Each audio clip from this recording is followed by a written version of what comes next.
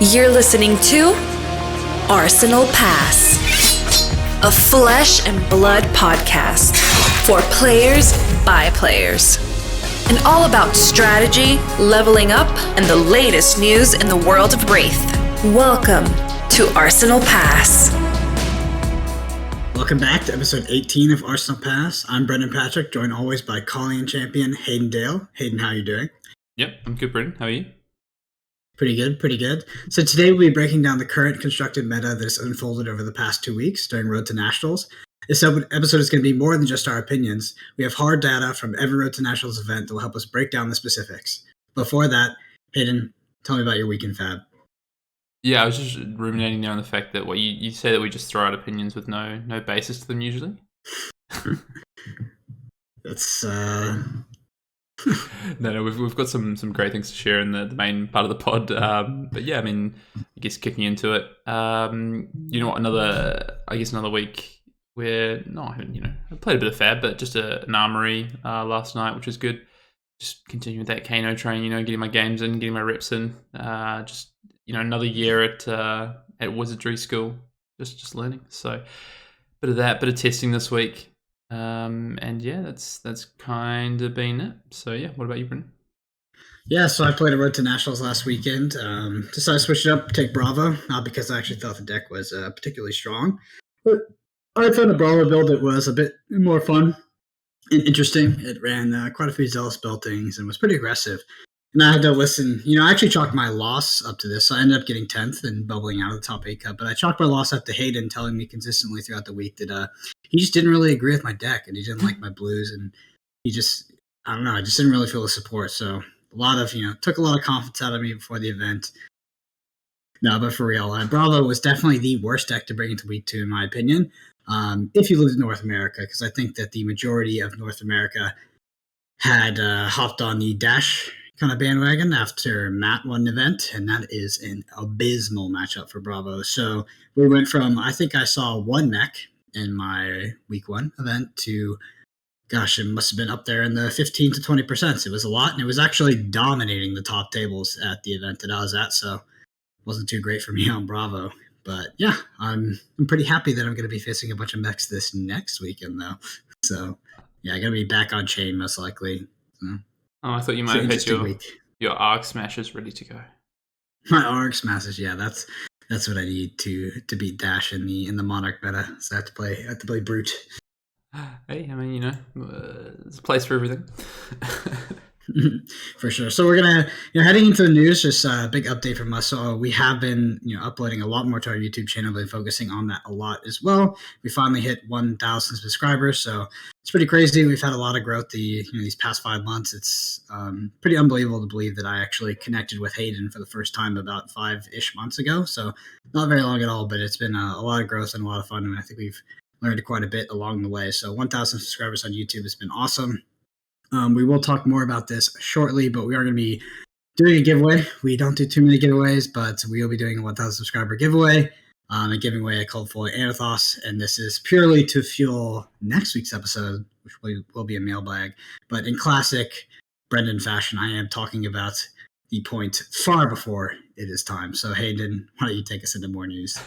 I was just thinking, and Brendan probably would forget the specifics if he started talking about it now. So that's okay though. I was thinking 5 months. I mean, it's actually pretty crazy. I agree that 5 months ago, and we're already ready to get divorced. So yeah, I know. I was going to say it feels like a lifetime. You're just having a midlife crisis in this whole podcast YouTube thing. You need to find me a new partner. So applications for those could be sent in. I'm ready for a fresh start. Yeah, straight to arsenalpassfab@gmail.com.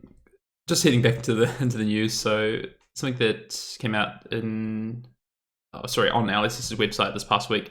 There's now a Southeast Asian distribution that's been announced by LSS in conjunction with a partner out of that region of the world, which is super exciting for countries like Thailand and Indonesia and the Philippines, who didn't have consistent access or partnership with Legend Story Studios in any way to get access to the game. So 3 more countries that LSS is now actively supporting, which is just super awesome. And I know there's a number of stores there across those 3 countries that are now going to get access to the game, and I believe already have players who are actively playing the game, but just haven't had as much support as maybe they might need or want to grow the game with their communities. So just another week and some more growth from Flesh and Blood, which is fantastic to see as well. Bit of exciting news coming. We have been confirmed. We do have a spoiler for this upcoming Tales of Aria season. In case we thought maybe we might not, but we do. So have that confirmed. Obviously, we don't know what we have yet, but we will have a spoiler. We're going to be in the first week of spoilers, which is super exciting. I think we're on the Wednesday or Thursday, so one of the first 2 days, which is super cool. So Brendan, we'll have to do something special to share the spoiler, and as soon as we have the confirmed, I actually think we have the confirmed time that ours is going up, so we'll share that with everyone. And so Hayden, they memed us and they gave us a Ranger spoiler because we talk so much trash on this podcast. Week 1 is surely Ranger, right? So like the way that if you're not familiar with spoilers on sort of the back end, they do give these out in like a kind of a weekly rollout. So if you'll get everybody who knows they have a spoiler right now has a week 1 spoiler, which is most likely going to be Ranger, and then they kind of roll them out later and later. So if you're in the later weeks, you'll get them at a later date, whatever. So they've almost surely given us a Ranger spoiler, maybe because of the endless songs of praise we sing for Azalea on this podcast. Well, I was just thinking one person, advocates for Azalea being reasonable, Ranger being reasonable, and then the other person tries to... Anyway, so yeah, what a spoiler. Excited to share in the coming few weeks. Spoiler season now is only 3 weeks away, which is pretty crazy. Vegas is 4 weeks away. Obviously, Brendan, you'll be there, and that's the world premiere. And then pre-release the weekend after. So things are happening pretty quickly. Before we know it, we'll be into full swing Tales of Aria, which is awesome. Yep, absolutely. I mean, I'm super excited for Vegas. Very, very excited for Dallas, and I don't know if it's Cincinnati after that. I think it is. So yeah, excited for the 2 limited callings. I'm excited for Vegas as an experience. I think it's going to be a historical moment in Flesh and Blood, and it will be something that people will be talking about for 5-10 years to come. It's just that first big one. It's going to be pretty crazy. Yep. Yeah, it will be. Moving on. So something that me and Brennan have been asked about a few times by people, and something that we have sort of worked on in the background over the past, almost 2 months now, and we weren't sure when or how we wanted to do this, but we've decided how we want to go about it, and that's launching our Patreon. So our Patreon is going to be launching in the next couple of weeks. One of the things that me and Brendan said to each other when we started this whole Arsenal Pass sort of podcast, and then into our YouTube channel with our gameplay videos, deck techs, time in the round as well, is that we wanted to make sure that any content that we put out brought value to the people who are our listeners, our viewers who are watching and digesting the content, so that they could take away things, whether it be things like the podcast that's more focused on, I guess, leveling up. Whereas, we've got deck techs about, these decks that are coming out, metas. So what this is going to help us do is do some offloading of some of the editing and logistical work that's been, up till now we're doing this all ourselves. So it is a lot of work. And what we're going to be able to share is some extra content around, decks that we're playing. We're going to have some sideboard guides and in-depth guides for our patrons. We're also going to have a monthly extra pod or video for our patrons as well. And we're working on something else that we think is really special, which is going to be an interactive sort of session with myself and Brendan once a month, with more details to come on that. We haven't quite ironed out what that looks like. But so keep an eye out in the next week and a half. We're going to be launching that, Brendan. Yeah, I mean, it's exciting. It's kind of funny because originally Time in the Round was sort of like the first idea for what that content would look like, kind of the weekly, super casual, freeform kind of cast. But we did decide to do like a little test pilot of it on YouTube, and it has seen overwhelmingly positive feedback. So we won't be taking that off of YouTube, and we will keep that, totally free and just flowing on the YouTube channel because it seems to be very, very adored by a lot of our listeners. So that's not going anywhere, but it is funny how that kind of turned out. Anyway, speaking of the YouTube, I do want to shout out, we have had some pretty cool content go up recently. We did a deck tech with Matt Rogers on his first place dash deck. I'm sure a lot of our North American listeners will just be frothing at the mouth for that one. because, man, they love Matt Rogers and they love Dash. So can't wait to see a lot of that this weekend. But it is a really good video. He does go pretty in-depth about how he plays against Chain. And just there's a lot of things, sort of intricacies with that deck that you'll pick up if you watch that video, which even I didn't know about. So I thought it was really cool. And, huge shout out to Matt Rogers and Nick Butcher for helping us out with that. So we are going to have we did have Levia versus Katsu Classic Constructed gameplay go up. Katsu was very, very relevant week 1. This is more kind of Winton's control build. And I think you'll be surprised at the outcome. Levia is a bit kind of, I think, untouched at the moment, and there's a lot there. I think that Levia is actually quite a strong deck and can be a very good meta call, especially when everybody's starting to turtle up on Dash or Katsu or Brava or what have you. So really cool deck. Really enjoyed that one myself. But coming up in the near future will be Bolton versus Chain, a matchup that you may be likely to see in your own Road to Nationals in maybe this weekend or the next. So Bolton taking out a few wins, having a very good conversion rate, which we'll be talking about a lot more. And then, of course, the big bad wolf of the format, which is Chain, which I do finally feel comfortable saying because the data finally backs it up, and it isn't me, secretly telling everybody that Chain is maybe an okay character. Well, definitely one of us is very sad at the end of that gameplay, and you'll be able to see that once the pod drops. It'll be up in probably about 48 hours from there. So, yep, enjoy. Mm-hmm. All right, and throw on your snow. Just kidding. There is no Command and Cookout this weekend because we need to talk about next week's episodes. Next week, we're going to be doing our first mailbag, which is basically an episode centered around viewer-focused questions. We did do a giveaway back kind of in the, it was a few months ago with the podcast, and the entrance to get in there was to comment a question on YouTube, and then we raffle off a cold full of Domblade. We got a lot of awesome questions, and I think, me and Hayden together probably spent, 4 to 5 hours plus replying to all of them because it was overwhelmingly more than we expected. But to make that even better, we're going to be doing the same kind of giveaway, this time for a cold full of Anathos. So in order to enter into that, all you have to do is comment on this YouTube video. So if you're listening on Spotify, head over to YouTube, podcast episodes upload, and go ahead and comment a question and make sure you're subscribed, and that will get you entered. So these questions can be about Flesh and Blood, they can be about life, they can be about Hayden's degeneracy and refusal to follow up on his word and dye his hair yet, anything you want. Just go ahead and choose a question there. We'll pick the best ones, throw them into a mailbag, and answer them out in the pod. I'm actually really excited for it. I've kind of been wanting to do one of these for a while. But unfortunately, previous to this, to get viewer questions, we have been relying on email. And email is it's a bit outdated, in my opinion. Nobody likes to do it. So just throw the comment on YouTube, and we'll get the best ones together. And I think it's going to be a really good episode next week, so I'm excited. Yeah. And, there's an opportunity to ask us whatever you'd like, whether that be, like Brendan said, strategy-based, or about the meta, about decks, about heroes, about our opinions, whatever it might be, we'll come up with an answer. Mm-hmm. All right, Hayden, take us into the main topic. Yeah, let's do it. So we're 2 weeks deep into Road to Nationals now. Effectively a third of the way. We've got 4 weeks left to go.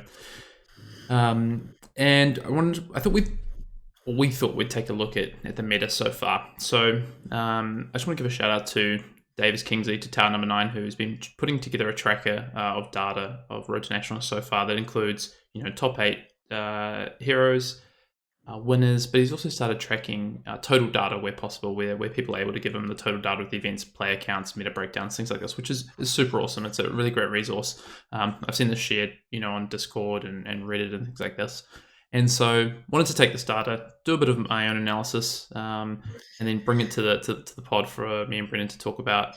And, as Brendan said, we've got some data to back up. I think, to be honest, some of the things we've already been saying, but there's also some other things in there that are really interesting that I think are really worth talking about. So, what we really want to get out of this is to I guess, give a picture of what the meta looks like now and what the meta could look like moving forward into the next 4 weeks. We're really already seeing some changes from week 1 to week 2 that are really interesting and probably can help, a lot of people to predict or semi-predict their meta or what decks that they could very well likely expect to face in week 3 or week 4, and how we might need to prepare for that on the back of that. So we're also going to talk about, I guess, responding to the information that we have at hand. So yeah, Brendan, I want to start with just talking about some of this data. I've just gone, done some number crunching, have my calculator out. Oh yes, as I do. So I want to talk about, first of all, conversion rates of heroes. So top 8s and wins, I guess. Wins, yeah. Yeah. Sorry, more talking about top 8 and wins to start with, and then we'll get into some true conversion data. But so we have 42 total events to work from so far from weeks 1 and 2. Actually, just wanted to shout out a little bit of regionality to these events as well. So primarily these events, of course, have been in the US. I don't actually think we've even had an event in Canada yet, to be honest, which is interesting. I know that my friends in Canada don't have them till the final week, but there could be one in some kind of, more remote place in Canada where they're not able to travel to. But yeah, from what I understand, I have not heard of any Canadian events either. Yeah. So 28 events so far in the US of the 42 that we have data for. There's been 4 in New Zealand, 2 in Australia, 2 in the UK, and then the rest have been through Europe. Germany's had 1, Greece has had 1, Poland, Norway, Sweden, which is also, it's really exciting to see these European countries really start to get into this game, and some really cool results from those guys as well. So yeah, really cool. In terms of, what's stood out, Chain stands out, I guess, alone with 16 wins. That's an impressive 38% of all events so far have been won by Chain. So to your point, Brendan, you can start throwing around that 38% number if you like. Yeah, I no longer have to tell people that I think that Chain is a bit of a stretch in the design, but I can just tell you that he wins 38% of events, and he's doing a lot right now. We will drill down to the data as well in terms of entrance and then getting the top 8, but he's also quite good in order to just bring to the event and then get in the top 8, and then you're also, according to the data, your favorite to win as well. So very good all-around deck to bring. The question is like, this data is publicly available, so people can target the deck, right? Theoretically, they know it's the deck to beat, they know it's popular, they know it's winning, they know it's going to be in top 8. But can you target the deck? How do you target the deck? That's the question. You're going to throw your little snags in there? You think you're going to win? We'll see. So, not only does it have 16 wins, Chain also has the most top 8s. So 85 top 8s for Chain out of a possible, I think there's a few gaps in some of the top 8 data, but I think we've got about 240 top 8 data points. So 27% of the total top 8 slots have been taken by Chain so far. So, over a quarter. From the 13 events that we have all player data for, so there's 13 events that's been recorded where that's, total players have been recorded. So meta breakdowns, the number of players at these events. So not just the top 8. Chain is the second highest share of the meta at 17.5%. So, nearly 1 in 5 people are showing up the Chain from these 13 events that we have the data from. Katsu is actually higher at 18.3%. So Katsu has been the most popular choice from the full data that we have. We can extrapolate that out. I would just based on anecdotal evidence as well of what people have been saying, what we know, what Brennan, from your events. Katsu has been very popular, especially in week 1. Well, actually, only in week 1, because all those Katsu players, for some reason, unsleeved their Katsu decks and played Dash last weekend. So Dash, I expected. I know we're getting a little bit into the nuance here, but I really did expect Dash to be popular after it took an event down week 1. But it seems that all of our aggro Katsu players, one of Dash's hardest matchup, have sleeved up back to their original Dash deck. So I do expect there to be a significant drop-off in Katsu. I think Katsu Control, like the nail, should be in the coffin. That deck should be dead, because it's bad versus Chain, and it's terrible versus Dash. So Katsu Control should finally die the death that needs to die. That being said, if you're a Katsu player, sleeve up that aggro deck, because you got 2 decent matches right there. You got a great matchup in the Dash, and you got a decent matchup in the Chain. So I'm really hoping to see more. I do expect Katsu's kind of share of the meta to significantly drop off here in week 3, but I hope that people will kind of see the same thing I do and sleeve their Katsu back up, especially in the aggro variant. Yeah, interesting.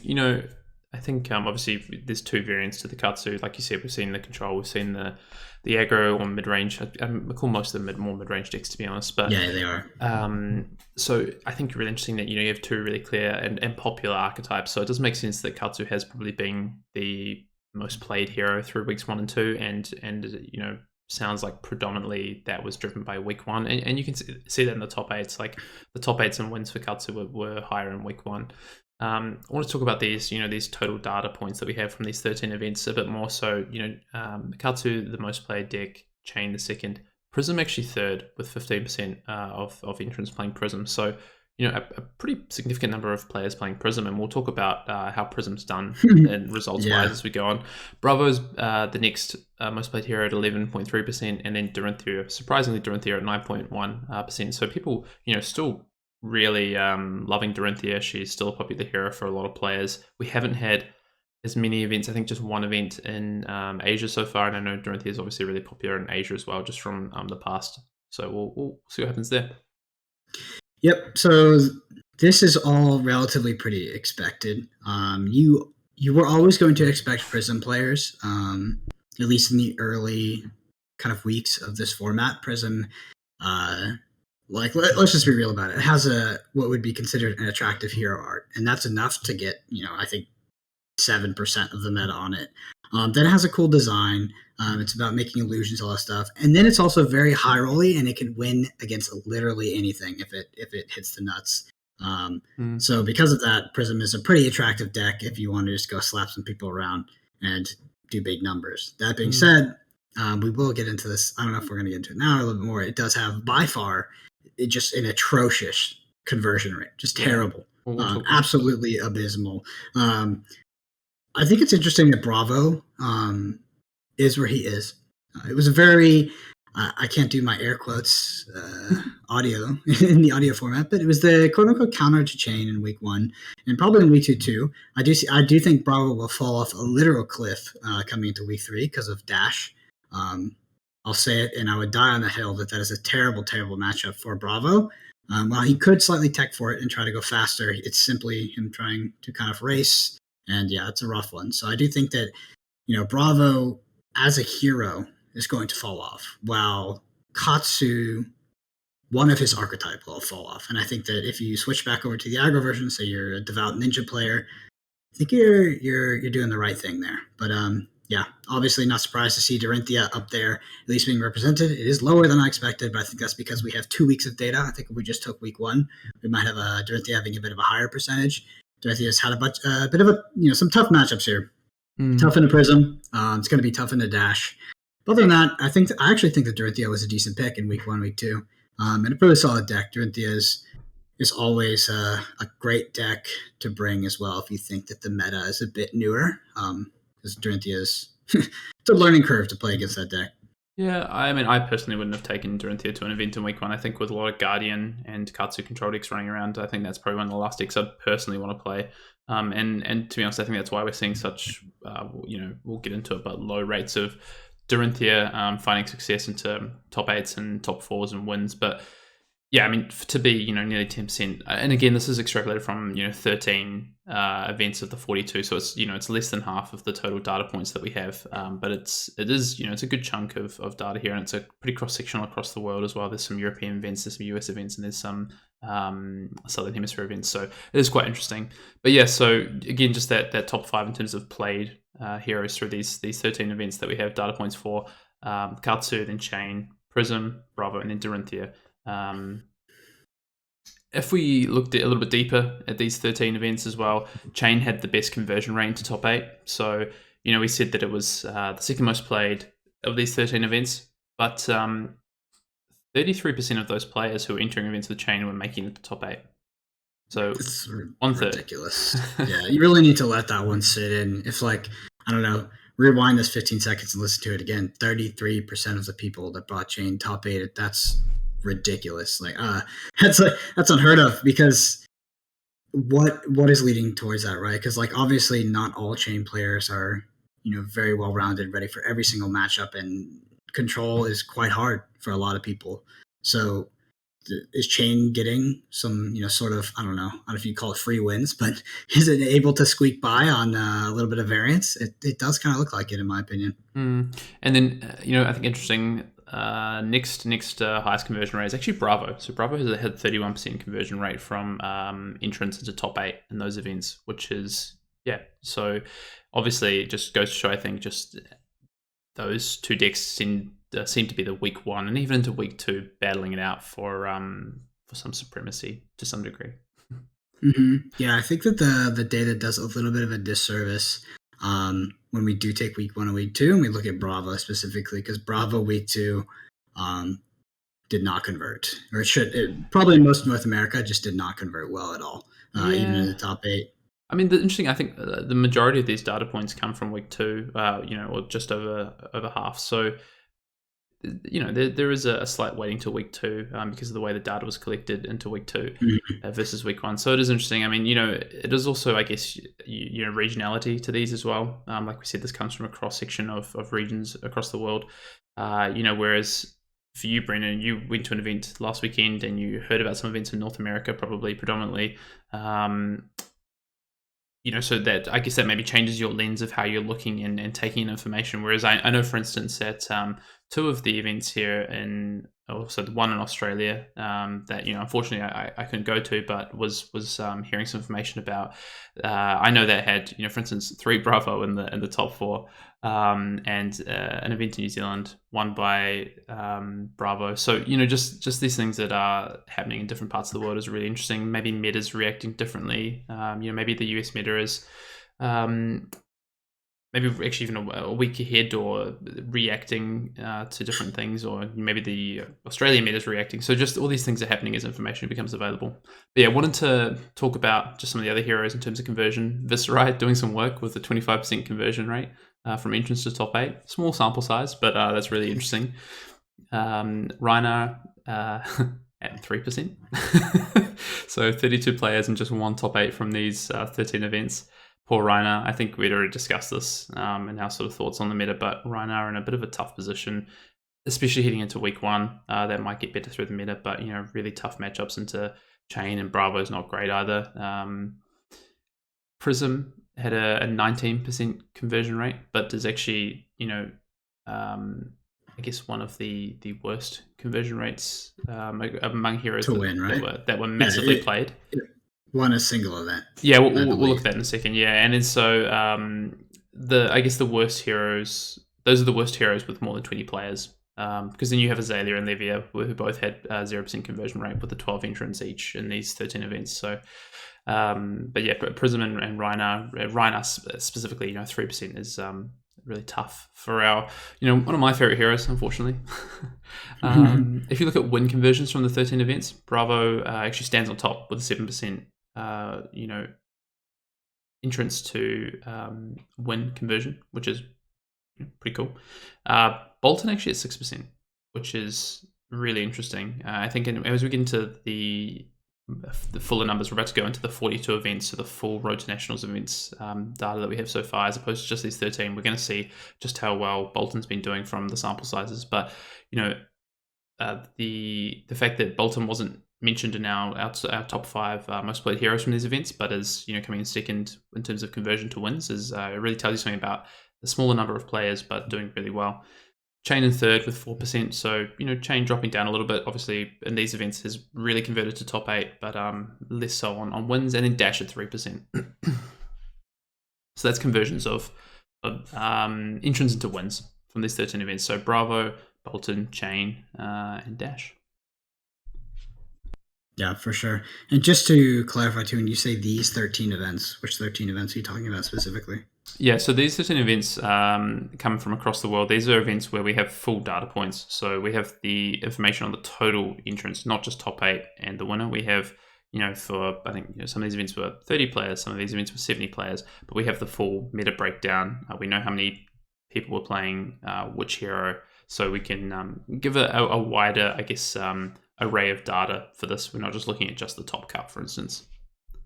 Yeah, it's important to note because, if you're looking to go win a Road to Nationals event, obviously a lot of your work isn't actually done in the top cut. So you're going to be facing a lot of these, while you might not be facing Prism in the top 8, you're probably going to face Prism and Swiss, or at least this was the mentality you had to have when you're playing something like week 1 and maybe, week 2 as well.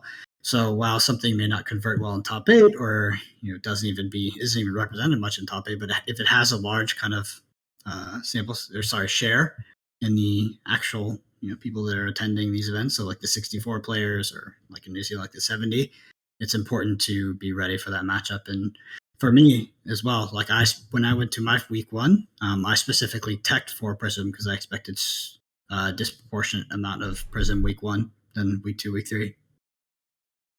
Yeah, definitely. I mean, Prism at a 15% share of entrants, they were extrapolating out. That is significant. And to your point, these are decks that you got to battle through Swiss if you want to make the top cut. I mean, realistically, if you want to get your invite to nationals, you've only got to win one match in the top 8, but you've got to win, 5 or 6 in your Swiss to even get there. So you got to do that first. So in saying that, let's move on. Let's look at some of the data from our full 42 events. So this is really looking at top cut data here. This is top 8s and wins. So Chain, as we said, most represented in top 8s here with 27% of all decks in the full top 8s. So now we're back to our 42 events have been Chain so far, 27%. Katsu's the next most represented, but that's a big drop off to 20%. Even further to, I guess, in third equal we have Bravo and Prism. Yeah, so that's, you could roughly call that Bravo 15%, Prism 15%. Yeah, exactly. Correct? Yeah.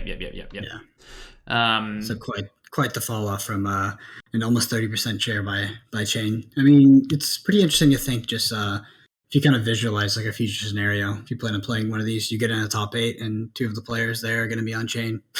2 of them, not 1 of them. So pretty hard to completely dodge Chain if you're ever going to win the road to nationals. Mm-hmm. Especially when we know its win percentage rate is so high. We know these decks are getting to the finals as well. So, but over 60% of the top 8s so far are Chain, Katsu, Bravo, and Prism. So these 4 heroes really dominating the top 8s in terms of a share of these top 8s. We said that Chain is 38% of the wins. I want to talk about some of the other heroes that are winning, that are showing up for these wins. So again, a big drop off from this 38%, but the next hero representing total shares of wins across these 42 events so far is Katsu at 17%. So, that's more than a 50%, it's more than half drop off to get to Katsu after Chain. And that's including, Katsu aggro decks and Katsu control decks. Yeah, to that kind of what you could probably consider vastly different archetypes. So like they're almost 2 completely different decks, making up in a total 17%. Yeah, and then we've got Chain again at first, Katsu second, and then again a little bit of a drop off to Bolton and Bravo, who each have 12% of the wins. And this is probably something that I think is really interesting and surprised me the most probably of any of the data I looked through this. And this is where I think it's really started to take shape about what's happening here. Bolton not in our top 5 most played heroes.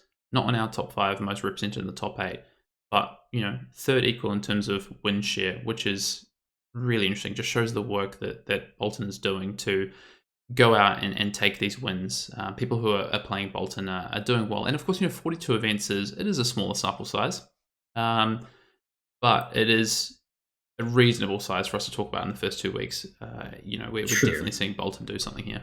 Yeah, if you look at this day, like if your only context of understanding Road to Nationals is data, then Bolton would be the dark horse. Bolton is the deck, and this is data, right? This is not my opinion. Bolton would be the deck that people don't know about that is secretly winning events. So how does this data come about? Kind of option 1, really good players that have played Bolton are playing Bolton.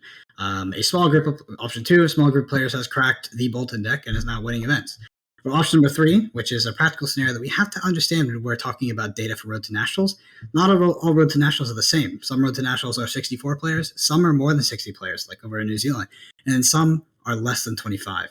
So when you get to like around less than 25, maybe in a more remote area, we can get data that does kind of bring us to maybe an outlier scenario where it is, since we are just kind of taking a service level analysis, we are weighting it equally. But if we were going to dive a lot deeper, we probably would not weight them the same.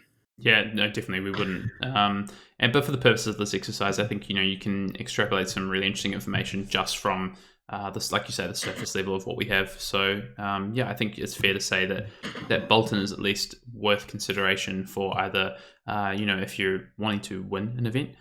Whether that be to play or to play against, or just in terms of your testing, it's probably a really important deck to understand, and it could be one that we see grow with popularity.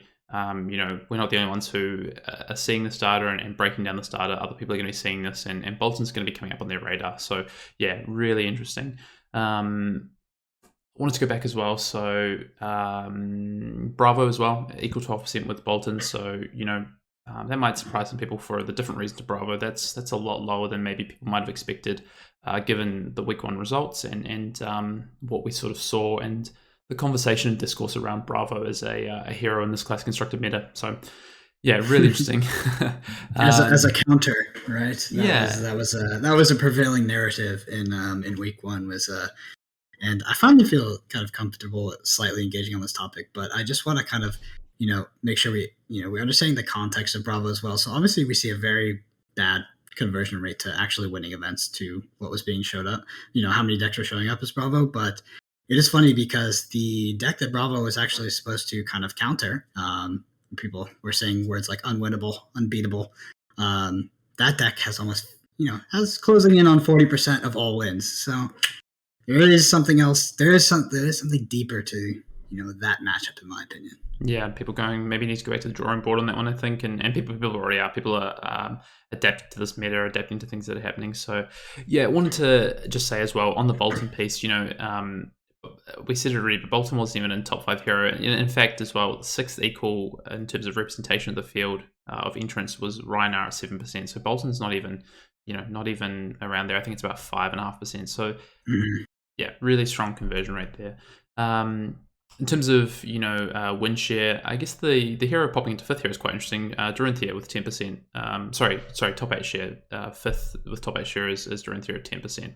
So a reasonable top 8 share actually. Considering I feel like I haven't really seen much coming out of Dorinthia. I haven't seen as many deck lists. I haven't seen as much discussion around Dorinthia. Yeah, it's because you don't live in North America.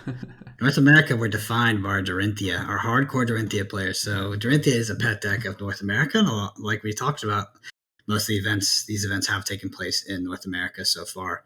So yeah, not for me.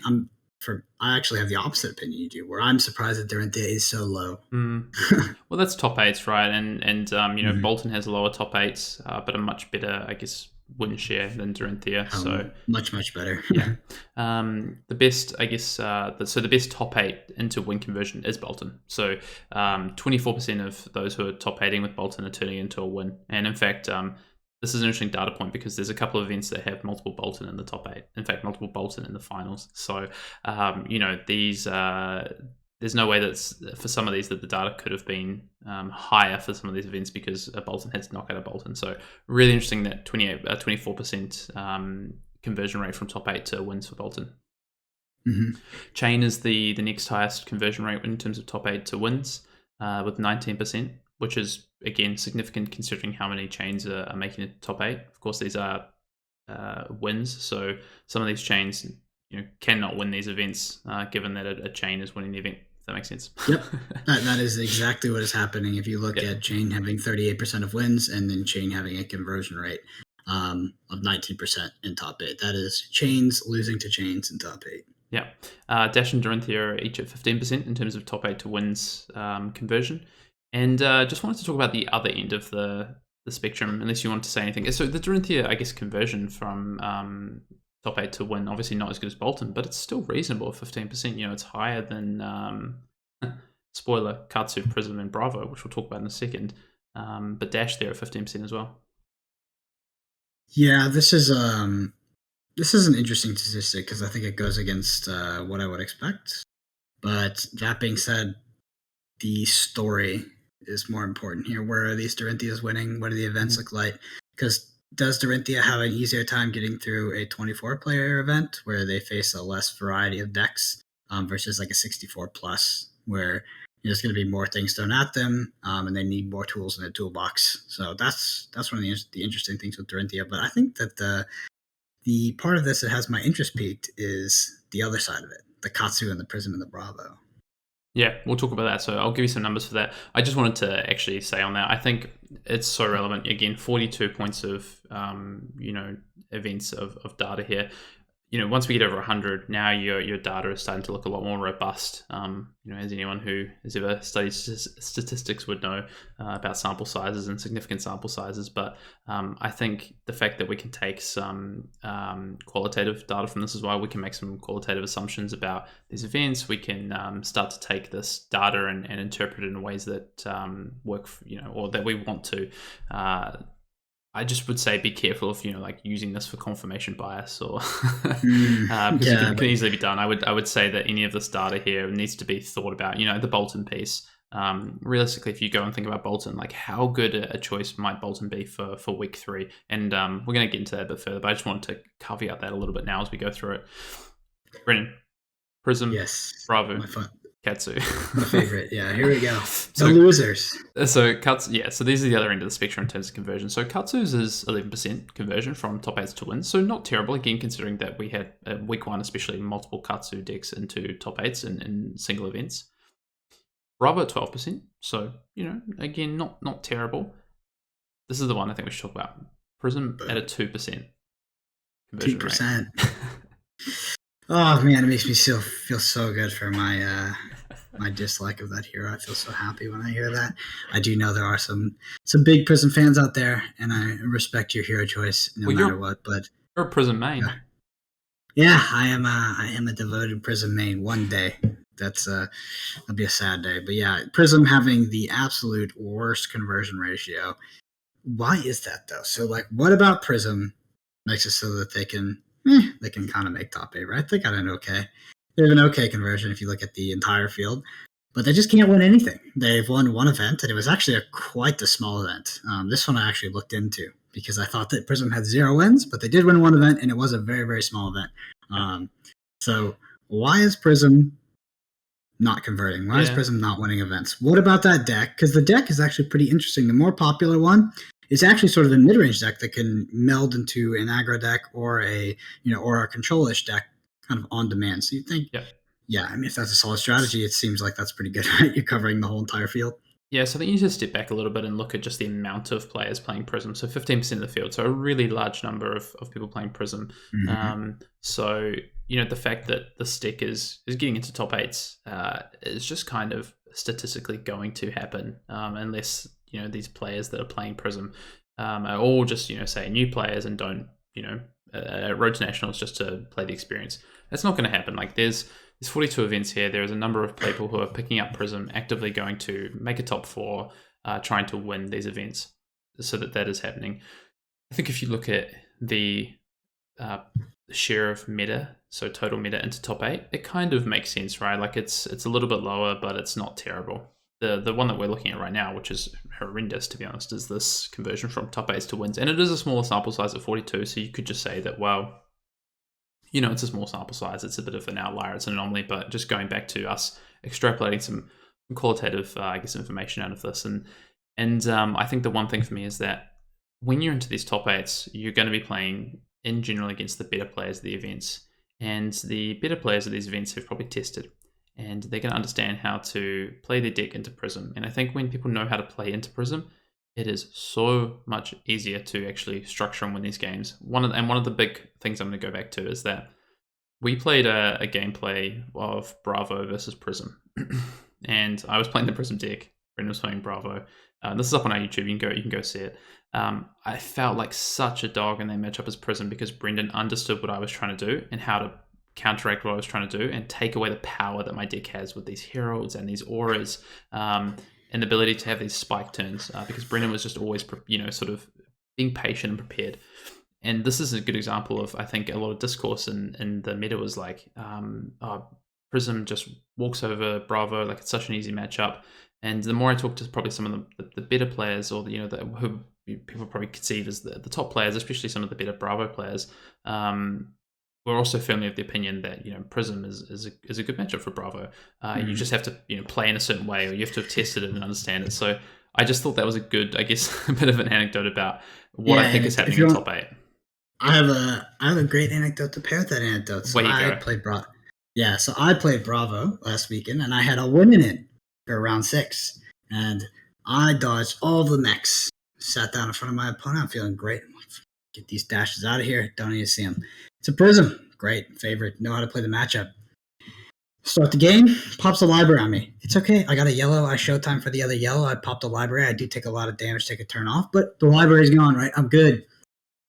I was ahead. And maybe it was a bit more even after I got rid of the library, but I was ahead, and then he goes, Halo of Illumination, Tome of Divinity, turn, next turn, Tome of Divinity, next turn, Tome of Divinity, and I got Aura tempered out so fast. I got that game got locked at like 20 life, and I was like, it was over. So, yep, it does seem like I do believe as well. I even told my opponent, I was like, I actually think Bravo was favored. He's like, I do too, and I do think that Bravo was favored in that matchup, and there is intelligent ways to play it as the Bravo side to avoid the getting aura locked. But man, Prism sometimes goes 24 black, and just that roulette table goes around, they hit it and they're ready to go. To be fair though, my opponent played that deck very, very well. I was actually really impressed because he went from a very losing position to just wiping me out. Yeah, the deck has like a really high power level, right? Like you can't deny that. And if it's an experienced pilot who knows how to play it, they're going to get the most out of that high potential. But in saying that, it also has, it can, for lack of a better term, fall over in some way, or players who understand how to play into it can make sure that they don't allow the player to get into those favorable positions where they can then snowball, because it really does feel like a snowball deck. If say an opponent just lets the first Herald come in, and then that's exactly what that Prism player needed to get off that first Tome of Divinity and really start the ball rolling to start to gain an advantage. Whereas, a more experienced player or a player who understands this in a top 8 might just make sure that first Herald doesn't hit, because they know that they can control the rest of the game, or they get to their Shackle 3 if they're chain and they're going to be in a good position, or whatever it might be. So, yeah, I think the Prism is a few reasons why we see such a bad conversion rate. One of them is the sample size. Another is just the high ceiling but the low floor of the deck, and it's the skill set of the players going into top 8. I truly do believe that. So I would say that we're going to still see Prism going forward. It's still a deck that, as we say, can do powerful things. We're going to see it in the meta. It's a pretty it's a new hero. People are really interested in playing it. I think we'll continue to see it, and I'm sure it will get more than just one win. Maybe. I hope not. As a Prism hater and a devoted chain player, meta slave, I do hope to see less Prisms. That making me very happy. Yeah. For some reason, I do feel favored in that matchup as the chain player, but man, do I hate it. That is the last thing I want. I would rather sit across from anything, even another chain.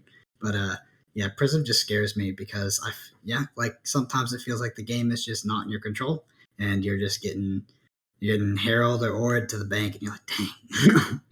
Yep. I think we've all. But let's talk about the winners, kind of the average, and the losers, just from a super macro perspective, and just quickly kind of burn through them and give our thoughts. Yeah, 100%. So just want to talk about what this data means for the metagame, and we want to talk about some winners in the metagame. So winners really so far have been Boltyn. So Boltyn is one that we just talked about. Brennan labeled it the dark horse. I think. No, not in my opinion though. So I say that statistically it's a dark horse. I don't think it's a dark horse. Yeah.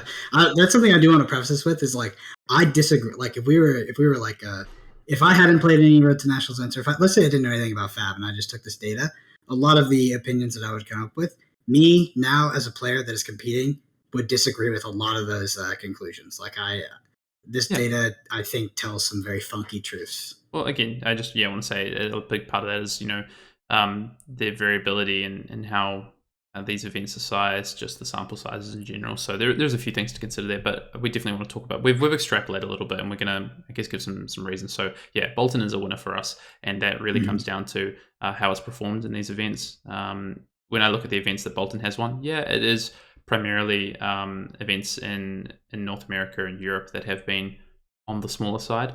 But, there's significant decks. There's Boltyn beating Dash. There's multiple Boltyns in these top 8. I look at even from New Zealand, which has had some of the largest events. Last week, we had two Boltyns in a top 8. The week prior, we had 3 Boltyns across 2 events in top 8. Both of these events the week prior were 60, 70 players. The last event was 90 players. So, these Boltyns aren't just, I guess, making up numbers in terms of, from if you say, quote unquote dark horse side, they are genuinely contenders, which is really interesting. And I just want to talk about these Boltyn decks a little bit in terms of, winners. There's a mix between Saber builds and Raiden builds, and you can go and have a look at these deck lists if you go to Fab TCG and have a look at them, or if I'm sure there's other resources out there, but the primary, I guess, Raiden has probably been the primary build. If you look at it, I think it's about 70 to 30% the Raiden builds. There's a couple of hybrid builds in these top 8s, but yeah, I think that's just an interesting call out. Yeah, I mean, the more Raiden builds, the better, because Sabres is a dirty cheese deck, and I hate it. But some people, I know I was talking to one of our friends, Dan McKay, he's like, I love decks like that. I love non-interactive decks that just, find the combo and just swing on you. I think that Sabres Bolton is actually quite bad in the chain, though, which makes me feel more comfortable about it. And I think that Bolton's actually a really, really good pick in the mech. So coming into week 3, I think that Bolton is actually a good deck to pick if you feel like you can beat Chain, which is going to be the other most represented deck outside of mech.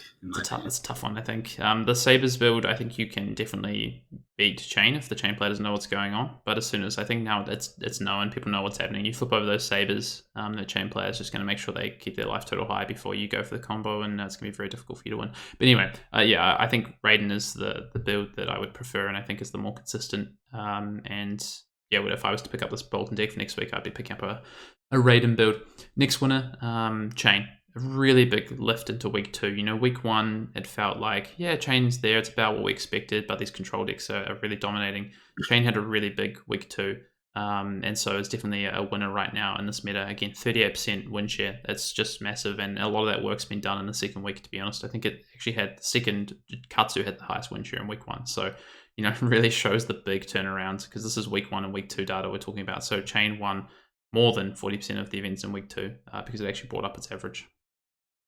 Yep, that's unbelievable. I want to see if the average runs over 50% as we continue on to these weeks, but there's going to be a lot of Dash, and is Dash a hard matchup for Chain?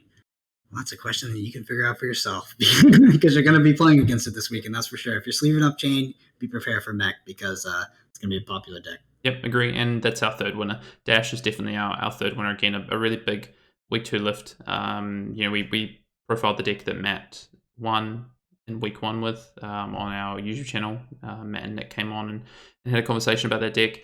We saw it in week 2 really grow, and I'm sure we're going to see it in week 3. And then, it'd be really interesting to see how these winners we talk about, Bolton, Chain, Dash, there's a really interesting dynamic between these 3 decks, I think, where there's some favorable and maybe unfavorable matchups between the 3 of them, but also can come down to how you build and play out these decks. So I'm really interested to see what happens. I want to talk about, I guess, the average. So these decks have just been doing okay, or maybe what we expected, or maybe a bit better than expected, but they're not setting the world on fire. And in terms of that, I actually want to start with Viserai. Viserai has had an interesting road to national so far through the first 2 weeks, where it's not a deck that we expected to see. It's had a few top 8s, and it's even had a win. Really interesting to see Viserai in there. These have been primarily like Sonata builds, like we saw in Devastation that Jason Chung play. So I guess to some degree, these are quite explosive decks. We've also seen like a couple of mid-range decks in there as well. Still around Sonata, but less OTK combo-y. Really interesting to see Viserai up there. And I guess, Brendan, why do you think we're seeing Viserai in these events? I mean, you already said it, Devastation. I'm surprised that we saw so few. I actually expected to see more Viserai, as crazy as that sounds. But looking at like the event that Viserai did win is pretty small. Edgar's games here at 27. So who knows? That deck is, in my opinion, struggles versus a lot of popular picks in the meta. But I actually, like week 1, I expected to see way more. So week 1, I expected to be pretty copy-paste of Devastation decks. That's how a lot of people get their information, just through this kind of dev playstyle. So, and then I think that deck is very attractive in terms of like how fun it is, how cool the combo is, like all this kind of stuff. So I actually expected to see more. But I'm not super surprised that, I mean, it does have a good rate, but, if we kind of weighted it a bit more, it's not so much. Yeah. It's interesting, though. I think we'll be interesting to track and see how Viserai goes through these events. Personally, it's a deck that put aside pretty early in, I guess, Gauntlet testing, because it's just has some difficult matchups into the current meta. Katsu. So Katsu really dropped off in week 2, as we know. Had a really strong week 1, was the deck to beat, that Katsu control deck, and even we saw mid-range decks showing up, but really dropped off in week 2. Dash popularity rose, Chain's popularity rose. So yeah, I would say this at the moment is sitting in that it's falling from where it was. It's dropping down the slots. We'll have to see, I guess, until week 3, week 4 where this shakes out. Yeah, I mean, it's. I'm telling you, if Dash is able to exist in this meta and not get extremely punished for having what could be described as a reactive strategy and what I would describe as a proactive meta, then Katsu Control is died its death in week 1. It's gone. Unless your meta just doesn't sleeve up Dash, then maybe it can beat some of your Shane players or whatever you want to call it. But if you're a Katsu player and you're like, Brendan, he can't say this. He's hurting my feelings. That's my deck. That's my hero. I'm a Katsu player. Sleeve up Katsu aggro. Mm-hmm. It's actually a good pick. Like, it's a good pick right now. You're fantastic into Dash. You're decent into Shane.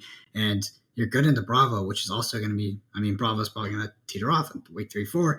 But you're good into a lot of stuff in the meta. So if you're a really hardcore Katsu player, sorry, I feel passionate about this as a former Katsu Control player, sleeve up that aggro deck. Get out there because you can still pick up some wins.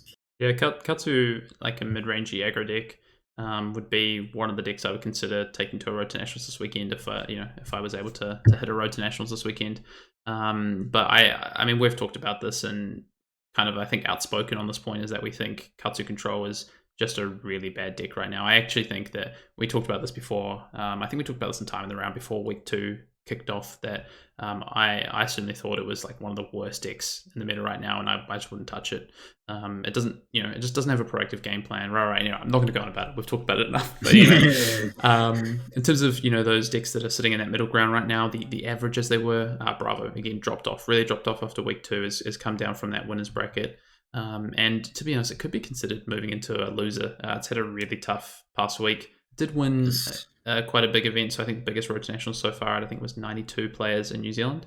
But that's, again, one event from our data set, but it has felt like, and you look at the data, Bravo's really dropped off of the week 2. Yeah, I think that that's really significant, right? Like, the thing is that there's so much nuance in this data because Bravo wins one of the biggest Road to Nationals events. You're like, okay, then Bravo is really good against a lot of things. Like, it's very dynamic, all this stuff. But it's a fact that Bravo has a terrible matchup in the Dash. And I think there's a disproportionately more amount of Dash players, and you can call them Dash imitators, and that's not even meant in a disrespectful way, in North America that are following what Matt did week 1, they pull it into week 2, where in New Zealand, that's probably not happening as much. So I'd be interested to know how many people are on Dash as we see more people transition to that deck. I know especially in North America or regions that really look up to New Zealand, Bravo is, in my opinion, it's going to be statistically moving into that loser bracket. I love Bravo. I played it last weekend, and was sorely disappointed to see all the induction chambers that were laid out in front of me. Yeah, like I actually liked the list that you ended on. Ended on, right? You had to give me endless crap throughout the week. I thought, I did. I was a bit tough on some of Ben's card choices, but I thought it, the list and the plan, the cyber plan that you ended up on post that sort of Friday discussion, I thought was really strong, but not into a field of Dash. I think if you were walking into that week 1 field, you had the best deck, I think, one of the best decks. But we have seen these Bravo decks, I guess, be like a bit more aggressive to some degree. Zealous Belting's a card that's been a lot more popular and has had good results. But just with the emergence of Dash and maybe in the way that Chain's playing, it's just been more difficult. I want to talk about the losers. You can't go past Prism, unfortunately, in terms of the losers in the meta right now. Just hasn't converted, has been heavily played, but just hasn't seen the results. Livia and Azalea, 1 top 8 apiece. I'm glad to see Azalea get up there. I had to make the call that I thought in the first 2 weeks that Azalea would grab an invite. Hasn't happened yet. We'll see what happens. Livia, a little bit more surprising to me, I think. Surprising and not surprising. I think that deck that hero has some real power to it, but it's, I guess, maybe seen as the less powerful shadow hero, and it's just not really discovered yet. Whereas, I guess some of these other decks we're seeing, even Viscerai to an extent, might have a bit more Hayden, about it. I have to interrupt you because I'm so disappointed. I have just realized now that you have completely left the truth out of this. The truth. Kano. You didn't talk about Kano at all? Kano's got 2 top 8s, 0 wins, but 2 top 8s. So Kano also in that loser's bracket, but the people's champion. You know what I'm saying? That's key. So Kano, we forgot to add to our list here. 2 top 8s, 0 wins. You can check that. We're going to talk about some cards, but before we do that, Brendan, just want to talk about, I guess, in similar vein to what we've just done, archetypes. If we talk about control fatigue plans, they had a real drop off from week 1 to week 2. Really popular in week 1, a lot less popular in week 2, and I guess a lot less results. The results win as much in their favor in week 2. We saw a real shift, I guess, to some of the mid-range decks. I would put Dash into this category, especially the list that we saw that could, with high octane packages, really were mid-range decks. We saw that sort of come up, which was really interesting. And then aggro decks had a really strong week 2 as well, with Boltyn and Chain really growing in both their results and share of top 8s and meta to an extent. Yeah. It's interesting too. I think you consider Dash to be mid-range, but Dash, that I guess it's the definition of mid-range, is it does both kind of. But Dash is going to be controlling in some matchups. I mean, specifically the Chain matchup, and then also more aggressive in others. So this is an interesting thing. I think control decks, if you want to say like, again, I'm doing my air quotes on the world, are going to fade out of the format. I've been saying this literally since Monarch came out, is that it is a proactive format. It is not a reactive format. It seemed like that at first, but people are kind of cracking the code on how to beat those decks, and it's just go look at the results. So I think that our control decks will fade out more and more. Our aggro decks will resurge and become more popular. If you think there's going to be a lot of Dash, play aggro Katsu. I'm telling you right now, that's the tip. And the mid-range decks are always going to be there. I don't know what if you consider Chain to be aggro, mid-range, or control. It kind of seems like you can do all three. But yeah, mid-range is still going to show up. But I think that aggro will see its ton of light. It'll start to surge. Yeah. I guess just on that, I guess the reason that I would consider this Dash deck mid-range as opposed to control is that we have seen true control Dash decks in the past that run 6 items, playing 6 unmovable, really their game plan on almost every matchup except probably the Mirror and maybe Katsu was to be really defensive and control-y, whereas this is a true mid-range deck. It has a really aggressive game plan with like these throttles now on the deck, and it also has this game plan of 4 items and trying to, even its defensive game plan, its control game plan against like Dorinthia or Guardian is not quite as control as we've seen in the past. It still wants to apply pressure. So yeah, anyway, enough about that. Let's talk about some of the cards from week 1. Let's talk about the good and the not so good. So let's start off with, I think, one of the cards that's had a real impact on this format for a number of reasons, and that's Command and Conquer. Yep, Command and Conquer. Command and Conquer is a criminally overplayed card, but not in this format. So this format is defined by decks that want to play 5-card hands and be aggressive and not block, to preserve that arsenal and play that 5-card hands. And then decks that have a ton of defense reactions. Command and Conquer is fantastic in both scenarios. So Command and Conquer seems that it does just slot into every single deck. The one that I don't super agree with it in currently, or the one where I think there's the most arguments to take it out of, is going to be Bravo. But I even played in my Bravo deck simply because, it is. I think it's a good meta call. Yep. I want to talk about Luminar Ascension. I'm going to come back to the second card in a minute, Brendan, but I'm going to talk about Luminar Ascension next. We saw the rise of Boltyn through week 2, and this is a card that, just talk about 5-card hands and decks that want to play out 5-card hands and be pretty aggressive. Boltyn certainly fits into that category. And Luminar Ascension is a big part of that plan. This is a card that can present a lot of damage as a really strong in a big setup turn, but also helps you gain back some important resources. So it helps you gain back some life and your soul. This is a card that I think has just been really strong through week 2. Now let's talk about the most interesting card on this list. The card that the card's been shrouded in mystery and secret testing and theory. That's Snag. The Snag. Sure. The auto win. The auto win into Chain. The unbeatable card. Turns out it's not as good as people thought. If you've played with the card, you've realized this. It's good if someone is not expecting it. It's also good if you get it at the perfect time. If it's not the perfect time, you're either going to be playing with a dead arsenal or it's going to really screw you over. So, Snag. Should you play it? Should you not play it? I think that if I told you the answer to that, I would be giving up way too much of an edge. People are working on it. They're thinking about it. How many copies you should play, all this kind of stuff.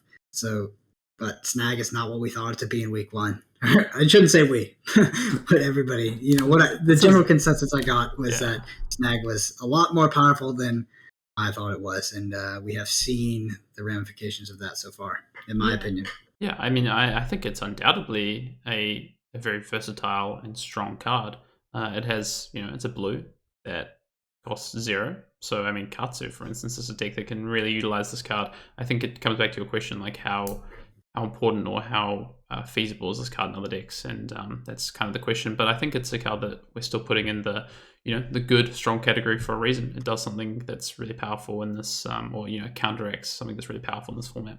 Last one I'll talk about in the good cards is Induction Chamber, and I've also put this kind of like slash high octane because I feel like this is kind of the package that we've really seen through week 2 as a way to attack the meta, attack control decks, but also be really important into the more, I guess, aggressive decks with Induction Chamber as well, and that pressure that sort of mid-range can offer. And as we see, I guess, metas polarize a little bit. Sometimes we can see that these mid-range decks can really target a point in it. Can come with a really important package like the Induction Chamber or Purifier Hogtan package and target it. Cards that I guess haven't been as good, or we haven't seen as many copies as we expected, or they just haven't performed as well as we would have expected them to. I want to lead off with Chains of Eminence, Brendan. Me, so I was never a fan of Chains of Eminence. I think Chains of Eminence is one of the kind of the most interesting card designs in Flesh and Blood. And I think that as the card pool grows and as there are dominant decks, Chains of Eminence will be one of the most important cards to ever exist. That being said, is it good enough?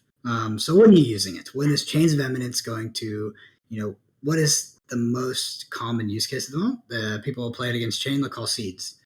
Okay, well, that's high variance, right? They have to have the Seeds, which they have 9 of, so it's reasonable. Or you can call something like Riftbind if you see it in their banish, or you can call something like Art of War if you're like, okay, I'm so far ahead. The only way I lose this game is Art of War. I'm going to call Art of War on my Chains. Again, Chains of Eminence at the end of the day is if you're not playing it in an endgame scenario. So if I'm talking like a hardcore endgame scenario, and that's funny because thinking about a YouTube comment said that there should be a drinking game every time I talk about Drone of Brutality. But if we talk about Drone of Brutality, Chains of Eminence would literally destroy a drone plan, would shut down that card. It's it's a repeatable endgame scenario. You know exactly what's coming. Another card like this would be Last Ditch Effort. If you had saved the chains to avoid something like this, and there's tons of scenarios. But playing Chains of Eminence in the early mid game and then blindly calling something is usually pretty bad because now you have a red that costs 1 that blocks for 2. That's a non-attack action, if that's relevant. Sometimes it is if you're trying to play around something like Invert Existence. But yeah, Chains of Eminence is, I think, a great meta call card, but not right now because I don't think Chains of Eminence is stopping specific endgames. I think people are playing it and then hoping to call something their opponent has to disrupt their turn, again in quotations. Yeah, I'm a massive fan of Chains of Eminence. It's one of the cards that I really love the design of in this game.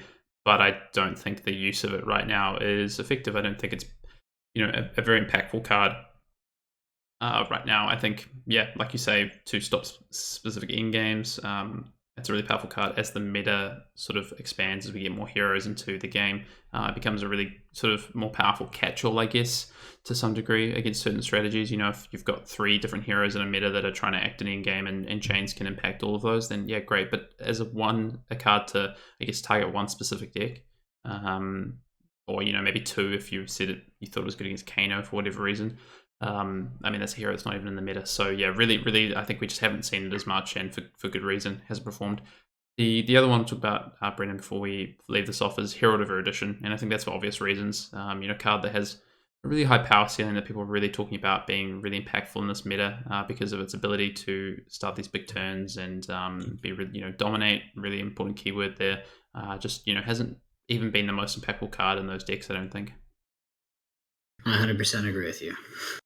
Cool. We'll leave it at that then. Last thing we want to talk about before we end the show is just what to do with the starter. What can this mean? And I guess one of the things that comes to mind is how to predict the meta or how to attack the meta for your region based on what you know. So, there's a bunch of information here. Some of it might be useful to you. Some of it may not be as relevant for your meta. But there's definitely certain things that you can do based on this. So I think one of the things is that you can extrapolate this to what the metagame looks like now. We know that aggro decks are on the rise. We know that control decks are on the decline. Chain, Bolton seem to be heroes that are doing well and growing. We're still going to see Prism in the meta. It's still something you have to consider. Maybe Bravo and Katsu Control drop off, but Dash is starting to grow. So the next step, I guess, in that is to go, okay, what or how can I attack the meta? So is there a specific deck that I think is going to work really well into these heroes that I'm expecting? Or the other thing, which I think is also really important to potentially do, is if you're a hero-specific player or you like to play one or two heroes specifically, how can you tweak or tune your deck to then go and target those heroes that are going to be more prevalent in the meta next week? If Dash is going to be there, okay, does that mean that you need to be playing, maybe you're a Katsu player, as you said, we're off Katsu Control. We're playing Katsu aggro this week because it's going to be a lot better way to attack the meta. Yep. And I don't know, I think it's region based, right? Mm-hmm. I'm telling you right now that if you can disagree with me, but I think this is true for North America. Not you. I'm saying just in general, okay. Like people, because I know you can't disagree with me because this is the truth right here. If you're playing North America, you need to be ready for Dash. Our meta is going to be Dash in week 3. I don't care where you are in the US, unless your event is incredibly small. Your deck needs to be good against Dash. Of course, it needs to be good against Shane. You say, well, what about Shane? Of course, it needs to be good against Shane. Shane's winning 40% of events. You need to be able to have a good game plan for Shane, and it's not even a secret. You need to be able to beat Shane. But the thing that you might not expect is you're gonna need to be able to beat Dash. Don't pick a deck that just auto loses in Dash. You're gonna have a bad time because there's gonna be a ton of them. Dash picked up wins outside of New Zealand last week in week 2. It's a dominant deck, and it's here to stay. And that is a deck that people want to get back on. That's a deck that people sleeved up. It was their deck. They loved it. They played it pre-Monarch in the Crucible format, and that was their thing. That was their pet deck. And then you know what happened? Monarch came out, and that deck got destroyed. People, they went into their dark rooms. They unsleeved, slowly, just tears falling from their eyes. Their mech deck that had brought them so many victories, and they looked to the game of Fab, and they thought, who was going to bring this to me? And they hopped on Prism, or they hopped on Dorinthia, or they hopped on something. But their true love is Mechanologist, and they're coming back, and there's going to be a ton of your events. So be able to beat Mech. I said, really, if you're a Katsu player, if you're not a Chain player, I suggest Katsu aggro. I should suggest a lot of aggro decks. But yeah, if you play something that has you want to get the most easy, you want to get the easiest kind of macro advice I can give you is don't have a reactive plan in the Monarch meta. Be proactive. This is not a reactive meta. This is not a turtle defense reaction meta. We all know that doesn't, at this point, we all know it doesn't work. So make sure you have a game plan, be proactive, and your deck needs to be imposing its will to win the game, not, running your opponent out of threats. Yeah, I mean, I think I'm on board that to mostly, to a certain degree. I think there's still reactive strategies that can work, but I think the decks that can do both are better positioned than a deck that can just do the reactive side. I think there's certain matchups where their reactive side just isn't going to be enough. And it's really interesting. I think, week 1 was really the control decks. Week 2 felt a lot more around those mid-range decks. Week 3 really feels like it could be, I guess, dominated, or I guess it'll be the week of aggro. So it'll be really interesting to see what happens into week 4 and how the meta shakes out, where we land. But this metagame is a lot healthier than I was expecting it to be. Yes, Chain is winning 38% of events. Yes, these control decks had a really good week 1, but we had more events in week 2 as well. So yeah, look, I'm really interested to see what happens as we go through the next 4 weeks. We are 42 events in. I think that's the data. I think there's actually been 44 events. I think there might be two events that aren't recorded, but that's a third of the events. So we're well and truly getting into it. Yeah, 100%. Last thing I wanted to just touch on, Brendan, is that, if you are going to go out and I guess take this information, or take the information that you have at your disposal and think about how you're going to attack the meta going into your Road to Nationals this weekend or next weekend, if you're going to choose the line of adjusting your deck, you feel like you have a deck that is pretty solid, but maybe was more tweaked to a week 1 or week 2 meta, and you want to attack week 3, 100% go and do that. One of the things I think is really important to keep in mind, and we talked about this on our deck building pod, is that there are certain things that you can and cannot change in your decks. If you start messing with ratios, or you start cutting resources to fit in more cards for certain matchups, you're going to hamper the overall plan of your deck. Your deck still needs to, no matter what, to Brendan's point, a proactive plan is going to be important. And if you've got a proactive plan, it still needs to be proactive. It still needs to do what you want the deck to do. So if you start changing stuff up, or you decide that you really like a list you've seen online, but you want to make some changes, just have a think about what you're changing. You might be changing really integral parts to that deck, and the deck might not function in the way that you need it to. So yeah, just think about that, because I think it's really important. I take an example for Dash. We talked about the Dash deck with Matt and Nick. A really good option might be to change a couple of the blue attack actions to non-attack actions because of Bolton. For blocking, so you don't turn on the attack reaction. But if you change too many, you're going to weaken the ability of your high octane turns, because you could actually blank when you high octane and draw into non-attack actions that don't boost. So there's things like that I think that are really important to consider. Yep, and I 100% agree with you. I think that it's an interesting meta that we are in. Regards to health, we will see how healthy we stay, or if we just degenerate into this dirty format.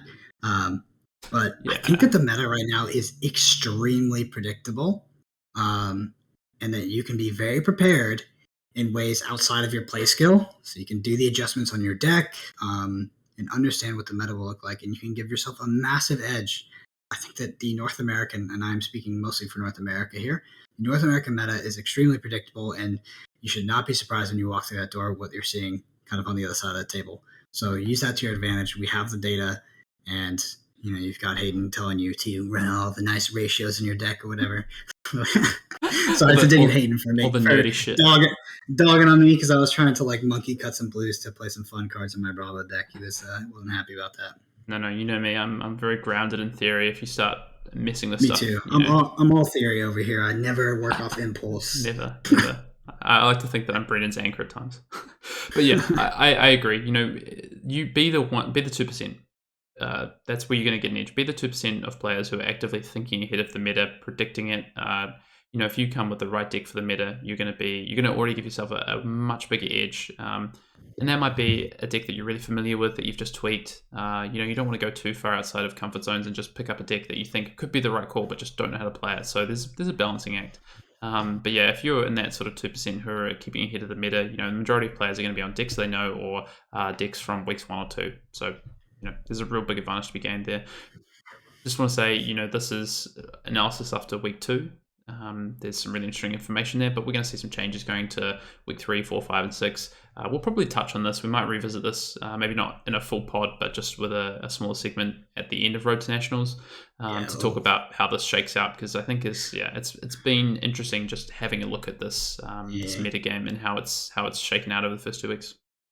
No promises. Maybe a sunset show after the calling, because it's gonna be a bit funky talking about it before, True. Yep. Right before we all go put so much on the line to compete in the first huge event. But I think it'll be interesting to talk about in retrospect. Hayden and I have had some ideas and some really cool things come out of testing for the past 2 months. We've had some opinions about the meta that we've had to kind of keep quiet for a very, very long time. So I'm actually really looking forward to whatever you want to call it, postmortem or sunset show, whatever it is. Yeah, we will definitely do that. Spill the beans. But yeah, I do want to remind everyone, we are doing the 1,000 subscriber giveaway. That is the Cold Foil Internet Dose. All you have to do is make sure you subscribe to the YouTube channel and then go reply to this version of the podcast YouTube upload on our YouTube channel, Arsenal Pass. You can comment on there. We're going to use those questions in the mailbag episode, which is next week. So this can be about Flesh and Blood. This can be about life, Hayden's hairstyle, all that good stuff. But throw a comment in and make sure you're subscribed, and that's how we will select the winners. I think we're going to have a great episode. Doesn't need to be a question. Doesn't need to be. We want to get some really good questions for the mailbag episode. So flick us your best question. Yeah, it does need to be a question. All right. So we hope you enjoyed this breakdown of the current constructed meta in week 2 of Road to Nationals. I'm sure that things will only get crazier from here, and there's a lot more to come. And I'm super excited for the calling and what Monarch Constructed will bring to the table. But in classic closing fashion, in the only job that I'm good at, which is shilling all of our social media, I want to, shout out that both me and Hayden have somehow figured out how to use the internet device and have gotten onto Twitter. So Hayden is at Fjendale, so at FYEN_Dale, so like Thomas Fjendal, and then _Dale his last name. And then I'm at The Fitty Shades on Twitter. So give us a follow. We love engaging on there, and it's been awesome to kind of have those more intricate conversations. So our YouTube channel, like I said, did hit 1,000. That's Arsenal Pass on YouTube. If you're interested in this podcast, our sub podcast, which is much more free form, time in the round. If you like deck techs, if you like gameplay, we do all that kind of stuff. And we've had a huge focus on YouTube these past few months. And we're only going to be ramping it up from there. Okay, yeah, and then obviously, Hayden, if you want to do a little closing on the Patreon that is coming up next week, but you have a bit more details than I do. Yeah, one of us is more planned than the other. No, I mean, for the Patreon, it is something that will be launching in the next 2 weeks. We're really excited about it. We've got some really cool, I guess, additional content that we've curated that we feel like we have wanted to get out there, but have just struggled to find the way that we would do that. So yeah, more details to come, and yeah, that's it. Yeah, and with that concludes episode 18 of Arsenal Pass, and we will see you next week. See you later.